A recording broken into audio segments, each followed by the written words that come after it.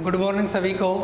Shri Shyam group of education के YouTube channel पर आप सभी का स्वागत है। आज अपन आधुनिक भारत के इतिहास के बारे में पढ़ेंगे। देखिए, हमारा पिछला जो चैप्टर था वो था भारत में यूरोपीय कंपनियों का आगमन।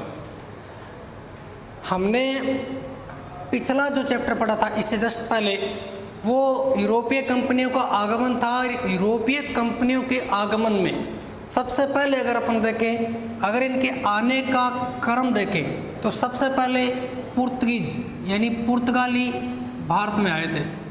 यानी पुर्तगालियों की अगर अपन बात करें तो 1498 पिछले चैप्टर में हमने जिक्र किया था कि जब कुस्तुनतुनिया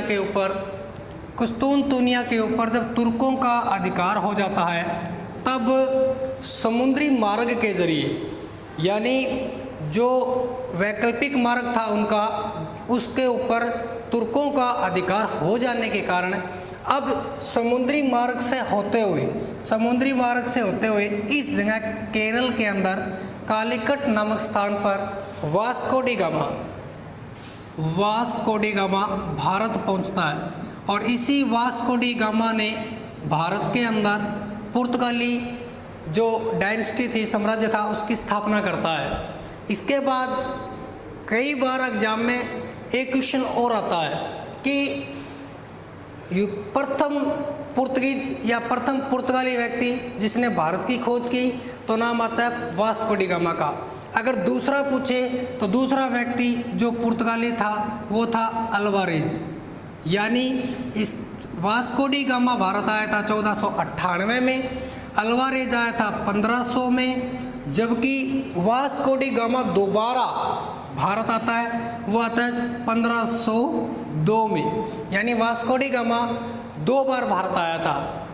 देखिए क्या हुआ, जब यूरोपीय कंपनियों को इस बात का पता चला कि पूर्व के जो देश हैं या मध्य एशियाई जो देश हैं वो अपने आप में साधन संपन्न हैं, वहाँ पर व्यापार के अनेकों अवसर उपलब्ध हैं, इसी के कारण वो लोग यहाँ पर आते हैं। और इसके साक्षात परिणाम तब मिले जब वास्को डी गामा भारत आकर जब यूरोप गया तो अपने साथ कुछ सामान लेके गया था।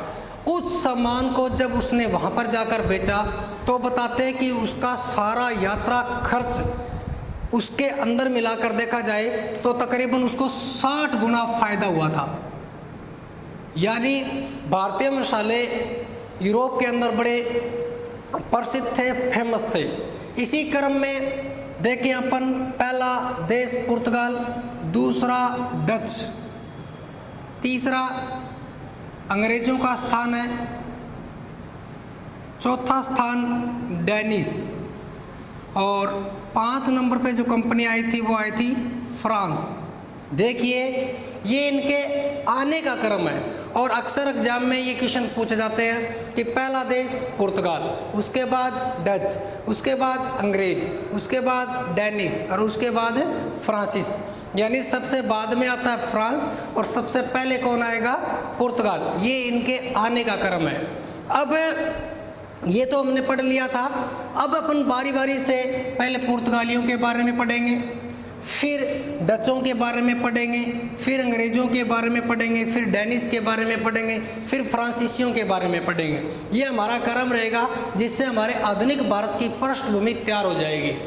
देखिए बच्चे क्या करते हैं, बच्चे कहते हैं कि सर हमें 1857 की क्रांति बताओ, उसके परिणाम क्या रहा, उसका ये क्या रहा। लेकिन जब तक आपको इसकी पृष्ठभूमि तैयार नहीं होगी, जब तक आपको इसका बेसिक कॉन्सेप्ट क्लियर नहीं होगा, तब तक ये चीज़ें आपकी समझ में नहीं आएगी। तो इसका बेसिक कॉन्सेप्ट क्लियर करना बहुत ज़रूरी होता है। क्यों युद्ध हुए, पुर्तगालियों ने क्यों विरोध किया, ऐसा क्या हुआ, अंग्रेज़ों के सामने क्या क्या समस्या आई, पुर्तगालियों के सामने क्या क्या समस्याएं आई, इन सब का अगर अपन बेसिक कॉन्सेप्ट हमारे दिमाग के अंदर हो जाएगा तो हिस्ट्री जो सब्जेक्ट है, जो आमतौर पर देखा जाता है कि बच्चे इसे ना पसंद करते हैं, ये बोरिंग सब्जेक्ट की श्रेणी में आता है। क्यों? क्योंकि हमारी जो शिक्षा पद्धति है, हमारे जो याद करने का जो तरीका है वो थोड़ा सा अटपटा है। देखिए सबसे पहले अपन बात करते हैं पुर्तगालियों की। तो पुर्तगालियों के अंदर हमें सिर्फ 3 व्यक्तियों के बारे में पढ़ना है। पहला जो व्यक्ति है वो है फ्रांसीसी डी अल्मीडा, फ्रांसीसी डी अल्मीडा। दूसरा व्यक्ति जो अपन पढ़ेंगे वो अल्बुकर्क और तीसरा निनो डी कुना। ये 3 व्यक्तियों के बारे में पढ़ेंगे। तो पहले अपन पढ़ते हैं अल्मीडा के बारे में, फ्रांसीसी डी अल्मीडा।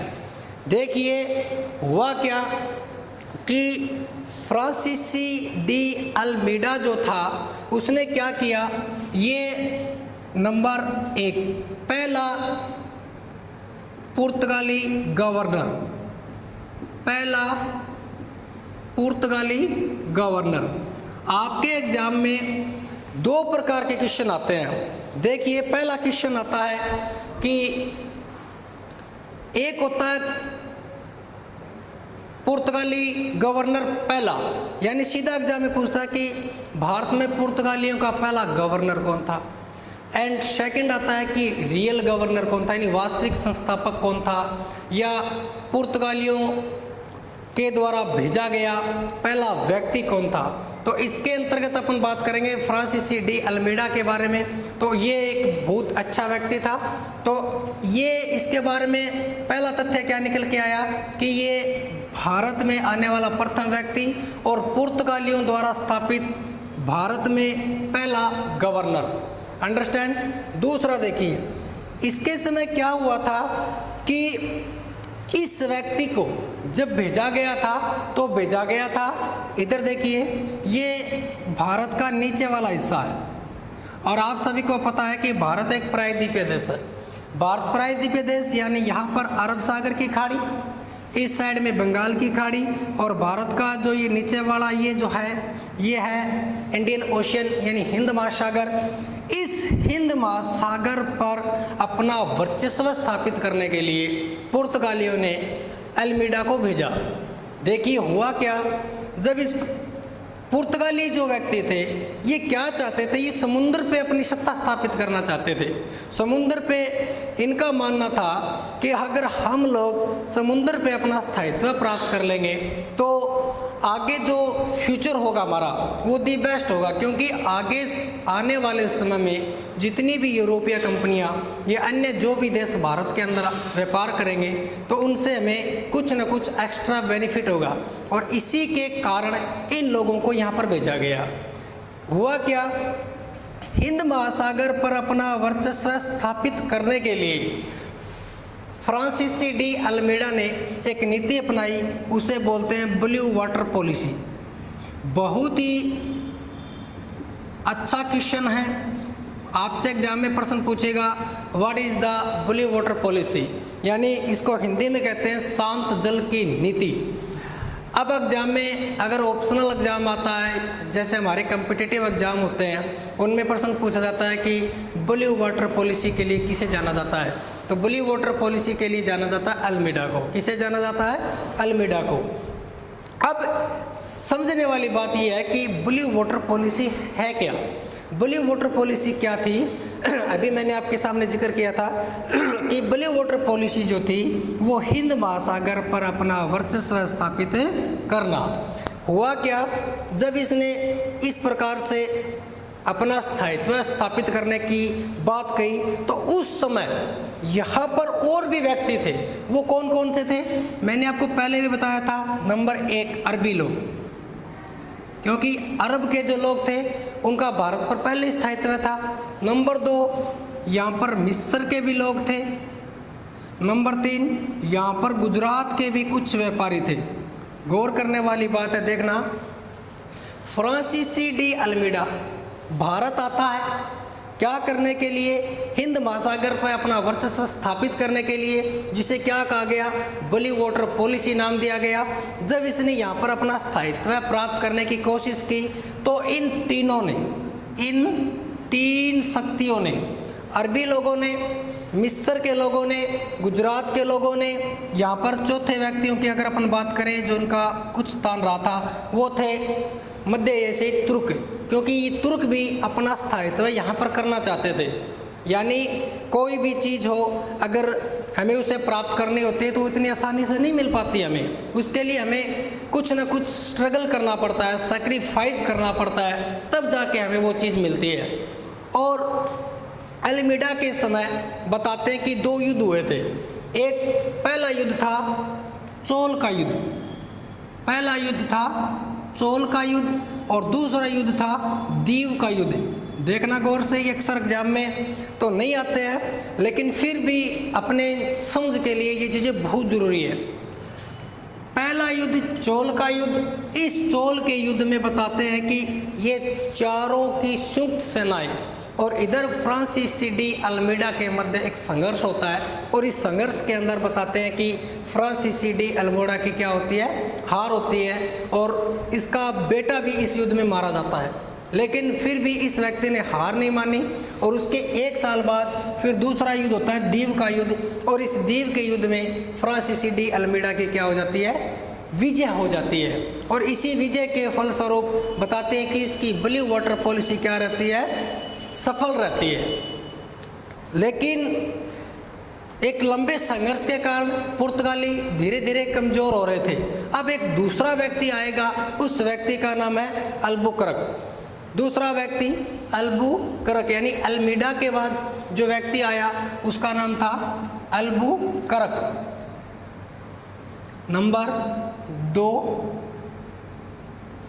अल्बुकर्क। ये पुर्तगाली गवर्नर बहुत ही अच्छा है, इसके अनेकों फैक्ट्स हैं, इसके फैक्ट्स अपने को पढ़ने पड़ेंगे। देखिए अल्बुकर्क ये जो व्यक्ति था पुर्तगाली, ये पुर्तगाली साम्राज्य का वास्तविक संस्थापक माना जाता है। रियल संस्थापक अपन मानते हैं अल्बुकर्क को, जबकि संस्थापक था अल्मीडा। देखिए 2 व्यक्ति हैं, अल्मीडा क्या है, पहला गवर्नर और पुर्तगाली साम्राज्य का संस्थापक, जबकि अल्बुकर्क जो है वो क्या है, रियल वास्तविक। अपन हिस्ट्री पढ़ते हैं, उस हिस्ट्री के अंदर अक्सर पूछा जाता है, जैसे अगर अपन दिल्ली सल्तनत की बात करते हैं, दिल्ली सल्तनत की अगर अपन बात करते हैं तो कुतुबुद्दीन ऐबक दिल्ली सल्तनत का संस्थापक, जबकि इल्तुतमिश क्या है, दिल्ली सल्तनत का वास्तविक संस्थापक। अब इनमें डिफरेंस क्या है, मेजर डिफरेंस क्या होता है। जैसे क्या हुआ, कुतुबुद्दीन ऐबक आया और उसने कहा कि एक झंडा गाड़ा और कहा कि अब ये जो क्षेत्र है वो दिल्ली सल्तनत कहलाएगा, लेकिन उसने कुछ ज़्यादा नहीं किया और चला गया। लेकिन उसके बाद इल्तुतमिश आया, इल्तुतमिश ने क्या किया, स्ट्रगल किया, क्षेत्रों को जीता, अपने अंदर मिलाया, तो वो क्या हुआ, रियल। उसी प्रकार से बाबर ने मुगल साम्राज्य की स्थापना की, लेकिन रियल अगर बोले तो अकबर। उसी प्रकार से अंग्रेजी साम्राज्य का संस्थापक लॉर्ड क्लाइव, लेकिन रियल मुनरो को बोलेंगे अपन। इसी प्रकार से क्या हुआ, अल्मीडा जो था वो क्या था, पुर्तगीज साम्राज्य का संस्थापक, लेकिन रियल किसको बोलेंगे अपन, रियल बोलेंगे अल्बुकर्क को। कैसे, ये लोग क्या करते हैं, नंबर 1 इसके फैक्ट ध्यान से देखो। अल्बुकर्क ने क्या किया, सबसे पहले अपनी जो कैपिटल थी, अपनी जो राजधानी थी, वो कोचीन को बनाया। अब आपसे क्वेश्चन एग्जाम में पूछा जाता है कि पुर्तगालियों की कैपिटल क्या थी, कैपिटल का अगर नाम आए तो कोचीन, और बनाने वाला कौन, अल्बुकर्क। दूसरा अगर क्वेश्चन आपसे पूछे, इसके बारे में बहुत ही अच्छे अच्छे क्वेश्चन आते हैं। इसकी एक प्रणाली थी आर्मड काफिला प्रणाली, आर्मड काफिला प्रणाली, आर्मड काफिला प्रणाली। देखिए ये एक प्रणाली हुआ करती थी, समझने की कोशिश करना। अभी अपनों ने पढ़ा था कि ब्लू वाटर पॉलिसी, पुर्तगालियों का मुख्य जो उद्देश्य था वो यही था कि हमें हिंद महासागर के ऊपर व्यापार स्थापित करना है, हमें हिंद महासागर के ऊपर अपना वर्चस्व स्थापित करना है। इसी के कारण इन लोगों ने क्या किया, अनेकों ऐसे हथकंडे अपनाए जिसके कारण इन्हें क्या लगे कि पूरा का पूरा हिंद महासागर जो हमारे हिस्से में आ जाए। अब ये आगे नीति अपनाएगा, क्योंकि ब्लू वाटर पॉलिसी कुछ मायनों में सही साबित नहीं हो रही थी। अब इसने क्या किया, देखिए थोड़ा सा ऊपर वाला हिस्सा यहाँ से अपन यहाँ लेते हैं, यहाँ पे है हॉर्मुज, और इस जगह गोवा, और यहाँ पे है मलक्का। देखना गौर से, हॉर्मुज, गोवा एंड मलक्का, ये हिंद महासागर वाला हिस्सा नीचे, यहाँ पर हॉर्मुज, यहाँ पर गोवा एंड यहाँ पर मलक्का। अब ये क्या करेगा, इस क्षेत्र पर अपना वर्चस्व स्थापित कर लेगा, यानी हॉर्मुज को अपना स्थायी अड्डा बनाया, मलक्का को अपने अधीन में लेके आया, और गोवा पे अपना अधिकार कर लिया। अब यहाँ पर क्या हुआ, उसने क्या किया, आर्मड काफिला प्रणाली, जो कौन लेके आया, अल्बुकर्क लेके आया। आर्मड काफिला प्रणाली अल्बुकर्क लेके आया। इसके अंदर क्या हुआ कि इन्होंने हॉर्मुज, गोवा एंड मलक्का को अपना स्थायी अड्डा बनाया। और अब क्या हुआ, जब भी कोई व्यक्ति समुद्री मार्ग से अपना व्यापार करेगा तो इन व्यक्तियों से, यानी आर्मड काफिला प्रणाली के तहत इनसे परमिट लेना पड़ता था। क्या लेना पड़ता था, परमिट लेना पड़ता था, परमिशन लेनी पड़ती थी। और इस परमिशन के अंतर्गत उनको कुछ पैसे भी देने होते थे।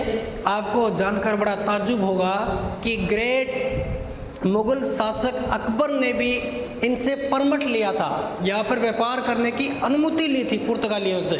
इसके अंतर्गत क्या होता था कि जब भी कोई जहाज, जब भी कोई देश इस क्षेत्र से व्यापार करता तो पुर्तगालियों के जहाज, जिनके अंदर उनके सैनिक हुआ करते थे, उनके हथियार हुआ करते थे, और वो उस बेड़े के साथ जाते थे। यानी मान के चलिए अगर कोई देश व्यापार कर रहा है और उसके बोट या उसकी नाव अगर दूसरे देश में जा रही है तो पुर्तगालियों के जहाज उसके साथ जाते थे। जिसके अंतर्गत क्या होता था, एक तो वो उनको प्राइवेसी देते थे, उनको सुरक्षा देते थे कि कल को कोई दूसरा देश या दूसरे जो समुद्री लुटेरे वो आक्रमण ना कर दे, और दूसरा जो कारण था वो ये था कि ये कोई गलत एक्टिविटी ना कर दे या परमिट का कोई गलत फ़ायदा न उठा ले। तो आर्मड काफिला प्रणाली मेरे हिसाब से आपके समझ में आई होगी। तीसरा अगर अपन इसका कारण देखते हैं, यानी अल्बुकर्क ने सर्व पहला काम क्या किया, कोचिन को अपनी राजधानी बनाया। दूसरा आर्मड काफिला प्रणाली को लेके आया। तीसरा इसने कार्य क्या किया, इसने कहा कि पुर्तगाली लोगों को अपनी संतान बढ़ाने के लिए, अपने क्षेत्र को या अपने एरिया को बढ़ाने के लिए हिंदू महिलाओं से विवाह करना चाहिए। बहुत ही अच्छा क्वेश्चन है। हिंदू महिलाओं से विवाह करने की अनुमति दी। यानी इसने कहा कि अगर हम लोग हिंदू महिलाओं से विवाह करेंगे तो यहाँ पर हमारा जो व्यापार है वो बहुत लंबे समय तक चलेगा, हमारा वर्चस्व है यहाँ पर लंबे समय तक रहेगा, और ऐसा अगर करेंगे तो हमारी यहाँ पर पॉपुलेशन यानी जनसंख्या भी बहुत मात्रा में बढ़ जाएगी। नंबर 4, ऐसा भी एग्जाम में क्वेश्चन आता है कि अल्बुकर्क जो था वो क्या करता था कि मुसलमानों के साथ बुरा बिहेव करता था, यानी बुरा बर्ताव करता था, जबकि हिंदुओं के प्रति इसकी सहानुभूति थी। ये अक्सर क्वेश्चन नेट में पूछा जाता है कि हिंदुओं के प्रति सहानुभूति, जबकि मुसलमानों के साथ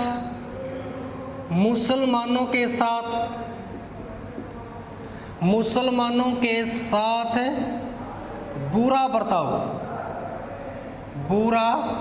बर्ताव। ये अक्सर नेट में क्वेश्चन पूछा जाता है कि ऐसा कौन सा पुर्तगीज गवर्नर था जो मुसलमानों के साथ बुरा व्यवहार करता था जबकि हिंदुओं के साथ अच्छा व्यवहार करता था, हिंदू महिलाओं के साथ विवाह करने की अनुमति देता है, आर्मड काफिला प्रणाली लेके आता है, अपनी राजधानी कोचिन को बनाता है। ये फैक्ट्स अपने को याद रखने होंगे। पहला अल्मीडा जो कि प्रथम गवर्नर और ब्लू वाटर पॉलिसी लेके आया। कुछ हद तक सही रही, लेकिन जो उनको रिजल्ट चाहिए था वो ब्लू वाटर पॉलिसी नहीं दे पाई। इसी के कारण अल्मीडा के स्थान पर अल्बुकरक आता है। अल्बुकरक रियल संस्थापक माना जाता है। अब आर्मड काफिला प्रणाली जो वो पुर्तगाली सपना देख रहे थे हिंद महासागर में अपना वर्चस्व स्थापित करने का, वो एक महीने में इनका क्या होता है, सही साबित होता है। अपनों अब तीसरा जो पुर्तगीज में अपने को पढ़ना है वो है निनो डी कुना।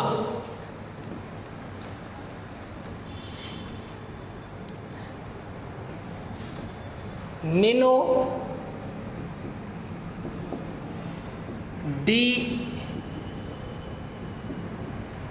कुना, इसके बारे में अपने को फैक्ट पढ़ना है। देखिए सबसे पहला इसका फैक्ट ये कि इसने अपनी राजधानी कोचिन से ट्रांसफ़र करके गोवा ले आया। यानी निनो डी कुना ने अपनी राजधानी किसको बनाया, गोवा को बनाया। निनो डी कुना ने अपनी कैपिटल किसको बनाया, गोवा को बनाया। यानी गोवा वर्तमान में एक स्टेट है जिसकी राजधानी पणजी है, लेकिन इसने अपनी राजधानी यानी पुर्तगालियों की राजधानी गोवा बनाने वाला पुर्तगीज कौन था, निनो डी कुना था। इसके बाद में क्या होता है कि पुर्तगालियों ने अपना क्षेत्र ज़्यादा स्थापित न करते हुए गोवा वाला क्षेत्र और ऊपर मुंबई वाला, यानी मुंबई जो है वो वर्तमान में सालसेट द्वीप पर स्थित है। सालसेट द्वीप पर स्थित है और यही इनका एक क्षेत्र हुआ करता था। और यहीं से आने जाने वालों से ये क्या करते थे, अपना पैसा वसूलते थे। निनो डी कुना के बाद होता क्या है, इसी समय एक पुर्तगाली गवर्नर की लड़की थी कैथरीन, जिसको आप बिग्रेजा भी बोल सकते हो, कैथरीन बिग्रेजा या टोनी बिग्रेजा। इसकी शादी, कैथरीन बिग्रेजा की शादी ब्रिटेन के एक सम्राट चार्ल्स द्वितीय के साथ हो जाती है। यानी कैथरीन बिग्रेजा या टोनी बिग्रेजा की शादी ब्रिटेन के सम्राट चार्ल्स द्वितीय के साथ हो जाती है। और बम्बई जो है, यानी बम्बई जो है वो अब दहेज के रूप में किसे दे दिया गया, ब्रिटेन को दे दिया गया। किसको दे दिया गया, ब्रिटेन को दे दिया गया। धन्यवाद।